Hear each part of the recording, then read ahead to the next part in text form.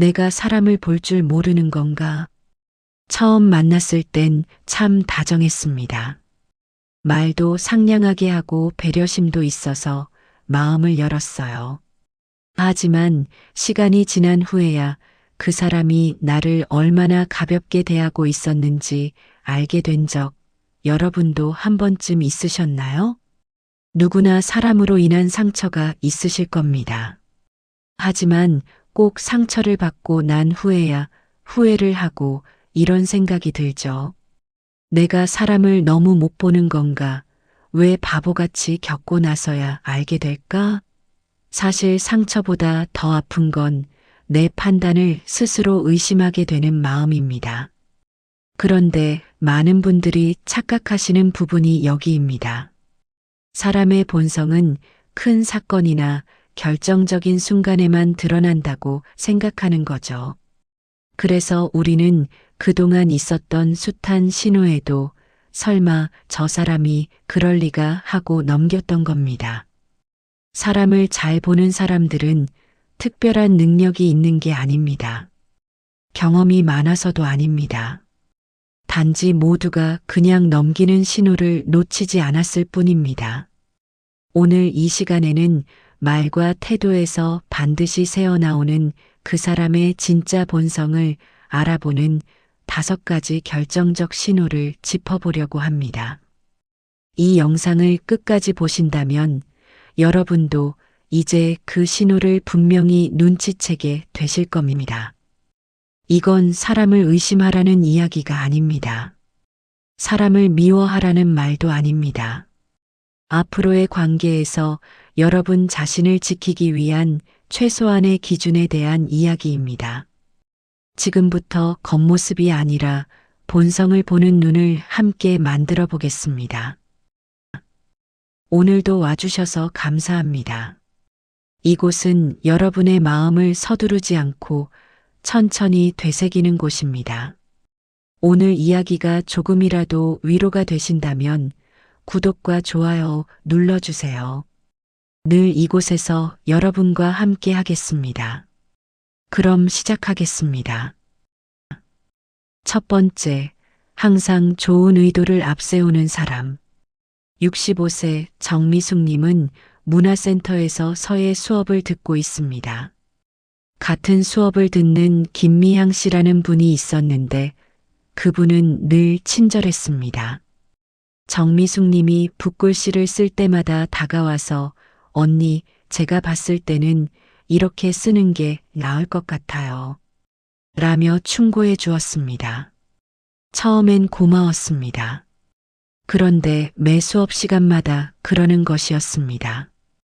정미숙 님이 어떤 글씨를 써도 미양 씨는 제가 도움을 드리고 싶어서요.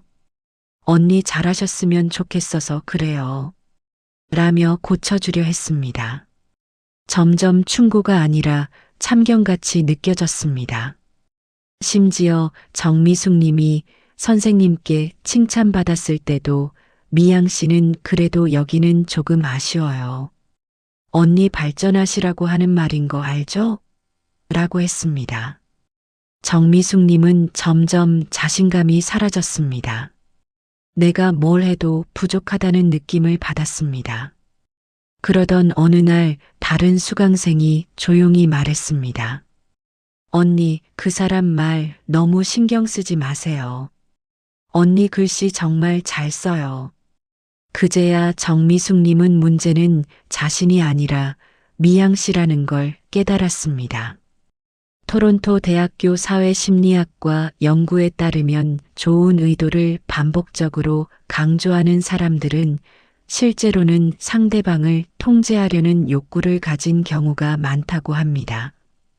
이들은 자신의 개입을 정당화하기 위해 선이라는 포장지를 덧씌우며 상대방이 거부하기 어렵게 만듭니다. 이런 사람들의 말에는 공통점이 있습니다. 너를 위해서 너 잘 되라고, 너 걱정돼서 라는 표현이 계속 등장합니다. 하지만 정작 그 말을 듣는 사람은 편안하지 않습니다. 오히려 작아지고 위축되며 스스로를 의심하게 됩니다. 진짜 배려는 상대를 크게 만들지만 가짜 배려는 상대를 작게 만듭니다. 좋은 의도라는 말은 상대가 평가하는 것이지 자기가 증명하는 것이 아닙니다. 자꾸 자신의 의도를 강조하는 사람은 사실 그 의도가 순수하지 않다는 걸 스스로 알고 있기 때문입니다. 프랑스 작가 로슈프코는 이렇게 말했습니다. 진정한 친절은 말없이 행해진다. 여러분이 누군가의 조언을 들을 때마다 자꾸 움츠러들었다면 그건 여러분이 부족해서가 아닙니다. 그 조언 안에 존중이 없었기 때문입니다. 여러분은 그대로도 충분히 괜찮은 사람입니다. 진짜 응원은 여러분을 있는 그대로 지지하는 것입니다. 두 번째, 말과 행동의 기준이 상황마다 바뀌는 사람. 68세 박윤호님은 얼마 전 아파트에서 이상한 일을 겪었습니다. 같은 층에 사는 강진우 씨가 있었습니다. 진우 씨는 평소 우리 아파트는 규칙이 중요하다며 주민들에게 주차 질서를 강조했습니다. 분리수거도 철저히 해야 한다고 자주 말했습니다.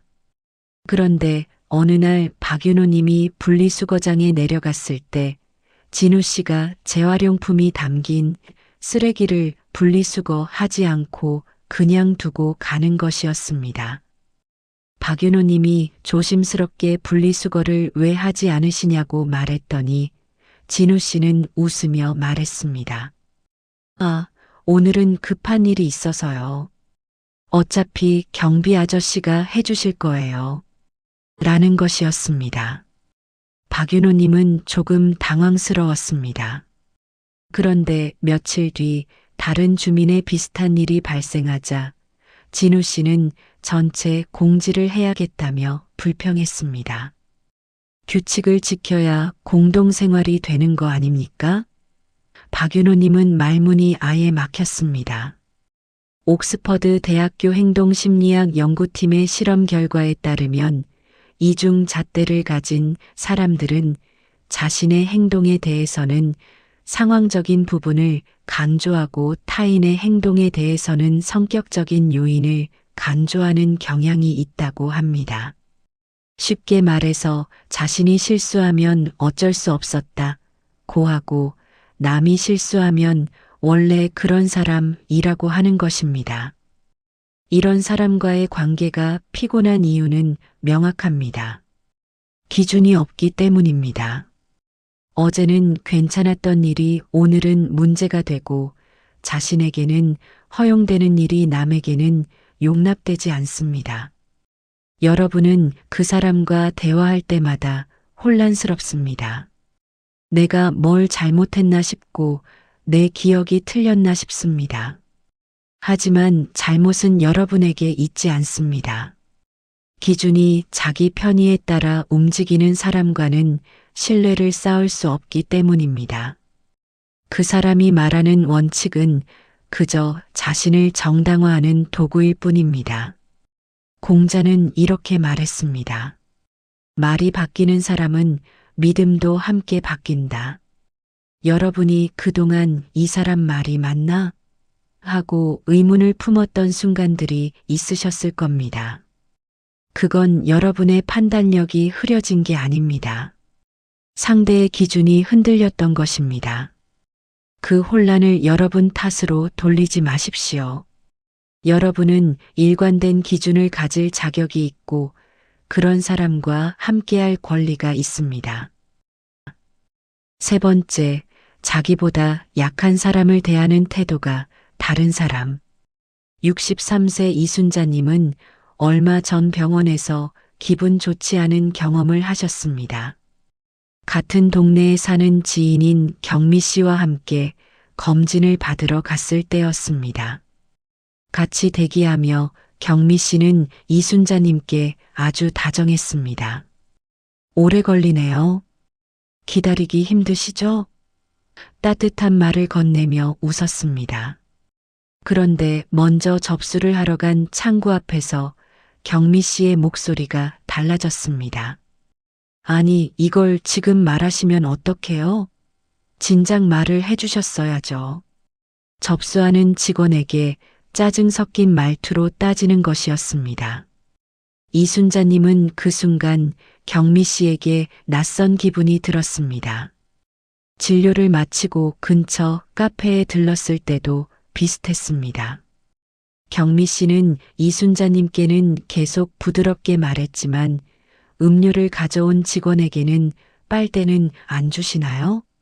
라며 차갑게 말했습니다.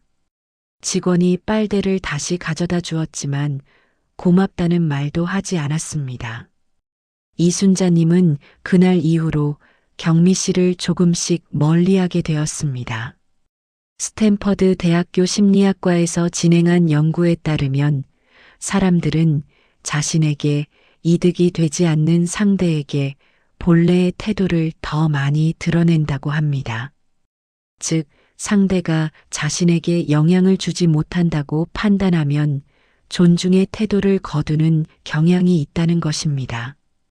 이는 무의식적으로 일어나는 반응이며 그 사람의 내면에 자리한 진짜 모습을 보여줍니다. 많은 분들이 나에게 잘해주는 사람이면 좋은 사람이라고 착각을 하곤 합니다. 하지만 그 사람이 나에게만 잘하는지 아니면 누구에게나 기본적인 예의를 지키는지가 가장 중요한 부분입니다. 자신보다 약하다고 여겨지는 사람에게 함부로 대하는 사람은 결국 여러분에게도 같은 태도를 보일 수 있습니다. 상황이 바뀌면 또는 여러분이 더 이상 쓸모없다고 느껴지면 그 본성이 고스란히 드러나게 됩니다. 그 사람이 식당 직원에게, 청소하시는 분에게, 콜센터 상담원에게 어떻게 말하는지 지켜보십시오. 그게 바로 그 사람의 진짜 모습입니다. 철학자 괴테는 이렇게 말했습니다. 사람의 성품을 알고 싶다면 그가 아랫사람을 어떻게 대하는지 보라. 여러분이 그동안 관계에서 불편함을 느꼈던 이유가 이것 때문이었을 수도 있습니다. 그건 여러분이 예민해서가 아닙니다.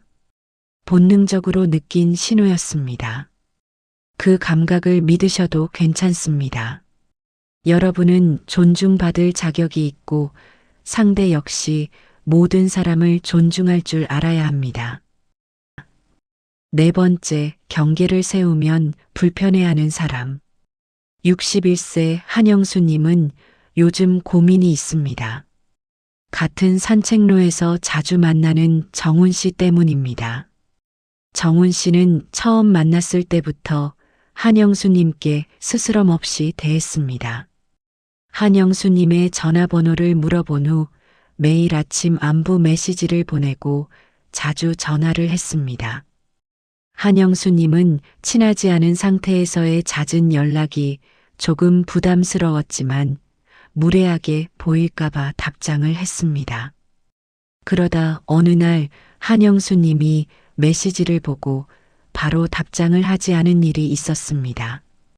그러자 1시간이 지나기도 전에 정훈 씨가 전화를 걸어왔습니다. 형님, 바쁘세요? 제 메시지 못 보신 거예요? 한영수님은 조심스럽게 말했습니다. 오늘 좀 바빠서 답을 못했네요. 그러자 정훈 씨는 기분 나쁘다는 듯이 말했습니다. 아, 그러세요. 그럼 바쁘다고 답이라도 주시지. 저만 형님이랑 친하다고 생각했나 보네요. 한영수님은 미안한 마음이 들었지만 동시에 의문이 들었습니다. 내가 뭘 잘못했나 싶어진 거였죠. UC 버클리 심리학과에서 수행한 관계 연구에 따르면 건강한 관계에서는 상대방의 경계를 존중하는 것이 신뢰의 기본이라고 합니다. 반면 경계 설정을 거부감이나 배신으로 받아들이는 사람들은 관계를 소유의 개념으로 이해하는 경향이 있습니다. 경계는 관계를 끊는 벽이 아닙니다. 관계를 건강하게 지속하기 위한 선입니다. 여러분이 오늘은 좀 혼자 있고 싶다, 이 이야기는 하고 싶지 않다고 말하는 것은 당연한 권리입니다. 그런데 어떤 사람들은 이것을 겁으로 받아들입니다. 섭섭해하고 서운해하고 심지어 화를 냅니다. 우리 사이에 그게 뭐가 중요해? 라며 여러분의 선을 무시합니다. 이런 사람은 여러분을 존중하는 게 아니라 자신의 필요를 채우려는 것입니다. 관계에서 경계를 세울 수 없다면 그건 관계가 아니라 침범입니다. 심리학자 칼 융은 이렇게 말했습니다. 나를 지키지 못하는 관계는 결국 나를 잃게 만든다. 여러분이 누군가에게 안 된다고 말했을 때 그 사람이 화를 낸다면 잘못은 여러분에게 있지 않습니다. 여러분은 관계를 망친 게 아니라 자신을 지킨 것입니다. 진짜 좋은 사람은 여러분의 경계를 존중합니다. 그리고 그 경계 안에서도 함께할 방법을 찾습니다. 5번째, 당신을 계속 설명하게 만드는 사람. 66세 오경희님은 최근 이런 일이 있었습니다. 한 모임에서 오경희님이 말했습니다. 저는 요즘 집에서 쉬는 게 제일 좋더라고요. 그러자 같은 모임의 한 사람이 물었습니다. 왜요? 어디 아프세요? 오경희님이 대답했습니다. 아니요, 그냥 집이 편해서요. 그 사람이 다시 물었습니다. 그래도 밖에 안 나가면 우울해지잖아요. 무슨 이유가 있으신 거 아니에요? 오경희님은 이유가 필요한가 싶어 난처해졌습니다. 그래서 또 설명했습니다. 요즘 날씨도 춥고 몸도 좀 피곤하고 그랬더니 그 사람이 말했습니다. 그럼 병원은 가보셨어요? 오경희님은 점점 지쳤습니다. 내 선택을 왜 이렇게 계속 설명해야 하나 싶었습니다. 집으로 가는 길에 오경희님은 묘한 기분이 들었습니다. 나는 그냥 내 일상을 말했을 뿐인데 왜 신문 받는 기분이었을까? 암스테르담 대학교 커뮤니케이션 연구팀에 따르면 반복적으로 설명을 요구하는 사람들은 무의식적으로 상대방의 선택을 의심하고 자신의 기준에 맞추려는 경향이 있다고 합니다. 이는 상대를 존중하지 않는 태도의 신호입니다. 설명을 요구하는 것 자체가 문제는 아닙니다. 궁금해서 물어보는 건 자연스러운 일입니다. 하지만 여러분이 이미 답을 했는데도 계속 물어본다면 그건 질문이 아니라 의심입니다. 왜 그런 선택을 했어? 진짜 그게 맞아? 다른 이유는 없어? 이런 말들은 표면적으로는 관심처럼 보이지만 실제로는 여러분의 판단을 인정하지 않겠다는 뜻입니다. 여러분은 자신의 선택을 정당화할 의무가 없습니다. 그냥 좋으면 좋은 것이고 싫으면 싫은 것 그뿐입니다. 그 이상의 설명을 요구하는 사람은 여러분을 동등한 한 사람으로 대하지 않는 것입니다. 프랑스 철학자 몽테뉴는 이렇게 말했습니다. 상대의 선택을 이해하려는 것과 의심하는 것은 다르다. 여러분이 누군가와 대화한 후 왜 이렇게 피곤한지 모르겠다면 그건 대화가 아니라 증명이었기 때문일 수도 있습니다. 여러분은 자신의 삶을 증명할 필요가 없습니다. 여러분의 선택은 그 자체로 존중받아야 합니다. 여기까지 우리는 조심해야 할 사람들의 신호를 살펴보았습니다. 좋은 의도를 앞세워 상대를 작게 만드는 사람, 말과 행동의 기준이 수시로 바뀌는 사람, 자기보다 약한 사람을 함부로 대하는 사람, 경계를 세우면 불편해하는 사람, 그리고 끝없이 설명을 요구하며 여러분을 의심하는 사람. 이런 사람들을 알아보는 것만으로도 여러분은 이미 많은 것을 지킬 수 있습니다. 하지만 세상에는 멀리해야 할 사람만 있지 않습니다. 우리 주변에는 분명히 좋은 사람들도 많아요. 함께 있으면 마음이 편안해지고 있는 그대로 존중받는다고 느껴지는 사람들 말입니다. 그런 사람들은 화려한 말을 하지 않아도, 특별한 무언가를 해주지 않아도 그저 존재만으로 우리에게 힘이 됩니다. 이제부터는 그런 사람들의 이야기를 해보려 합니다. 첫 번째, 태도가 먼저 편안하게 느껴지는 사람. 64세 김철호님은 요즘 병원에서 알게 된 분과 자주 이야기를 나눕니다. 그분은 처음 만났을 때부터 특별한 말을 하진 않았습니다. 그런데 이상하게 편했습니다. 김철호님이 검사 결과를 기다리며 불안해할 때 그분은 옆에 조용히 앉아 있어 주었습니다. 괜찮을 거예요 라는 말도 하지 않고 그저 곁을 지키셨죠. 김철호님이 이런저런 이야기를 할 때도 그분은 고개를 끄덕이며 들어주었습니다. 함부로 충고하지 않았고 판단하지 않았습니다. 어느 날 김철호님이 말했습니다. 형님은 말이 없으셔도 옆에 계시면 마음이 놓여요. 그러자 그분이 웃으며 말했습니다. 말보다 마음이 중요하지요. 김철호님은 그제야 좋은 사람은 말을 많이 하는 사람이 아니라 말 없이 있어도 편안한 사람이라는 것을 알았습니다. 하버드 의과대학 정신건강연구소의 연구에 따르면 건강한 관계에서 사람들이 느끼는 안정감은 대화의 양이 아니라 상대방의 비언어적 태도에서 더 많이 영향을 받는다고 합니다. 즉, 무엇을 말하느냐보다 어떻게 있어 주느냐가 더 중요하다는 것입니다. 우리는 흔히 좋은 사람을 말 잘하는 사람으로 착각하게 됩니다. 위로를 잘하고 조언을 잘하고 격려를 잘하는 사람이 좋은 사람이라고 생각합니다. 하지만 진짜 좋은 사람은 그냥 옆에 있어도 편한 사람입니다. 여러분이 힘든 이야기를 할 때 바로 해결책을 주려 하지 않고 그저 들어주는 사람입니다. 여러분이 슬플 때 왜 슬퍼? 라고 묻지 않고 슬픔을 함께 느껴주는 사람입니다. 말을 하지 않아도 어색하지 않고 말을 해도 부담스럽지 않습니다. 그 사람 앞에서는 여러분이 억지로 밝을 필요도 억지로 강할 필요도 없습니다. 있는 그대로의 모습으로 있을 수 있습니다. 시인 릴케는 이렇게 말했습니다. 진정한 연대는 말이 아닌 존재로 이루어진다. 여러분 곁에 그런 사람이 있다면 그 사람을 소중히 여기십시오. 말을 많이 하지 않아도, 화려한 위로를 하지 않아도 그저 함께 있어 주는 것만으로도 힘이 되는 사람. 그런 사람이야말로 진짜 좋은 사람입니다.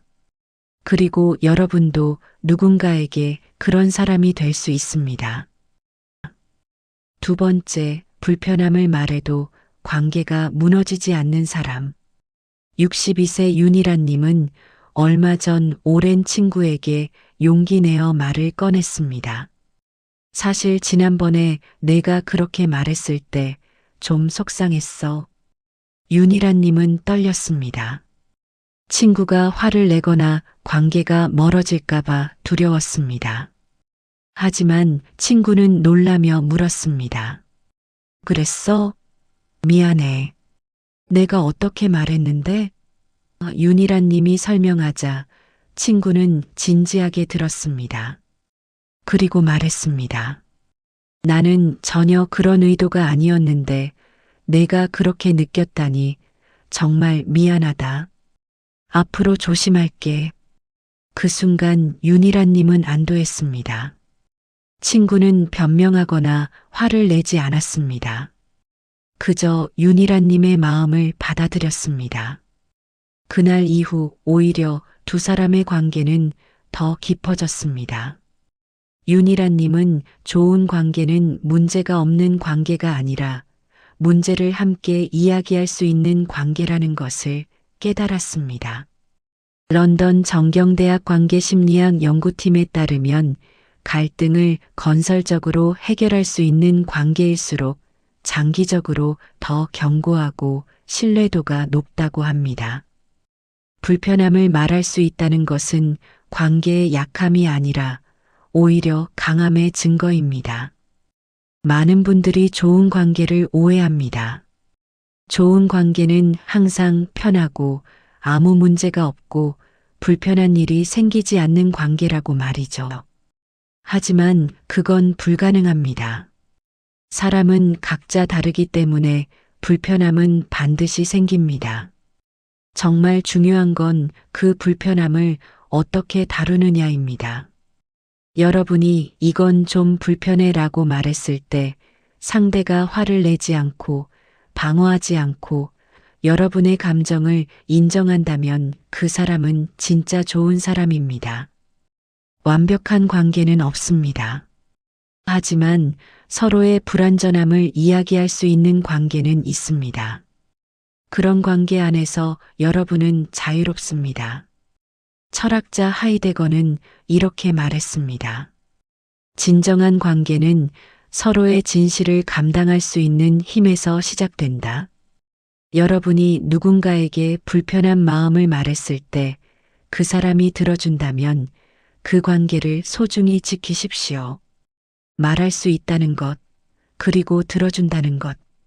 그 두 가지가 있는 관계는 흔하지 않습니다. 여러분도 누군가에게 그런 사람이 되어 주십시오.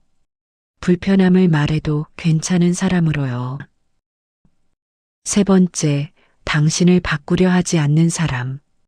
69세 장동욱님은 최근 문화센터에서 사진반에 등록했습니다. 평생 카메라를 만져본 적 없는 장동욱님은 서툴렀습니다. 같은 반 수강생들은 이미 사진을 오래 찍어온 분들이었습니다. 장동욱님은 움츠러들었습니다. 그런데 옆자리에 앉은 최민구라는 분이 말했습니다.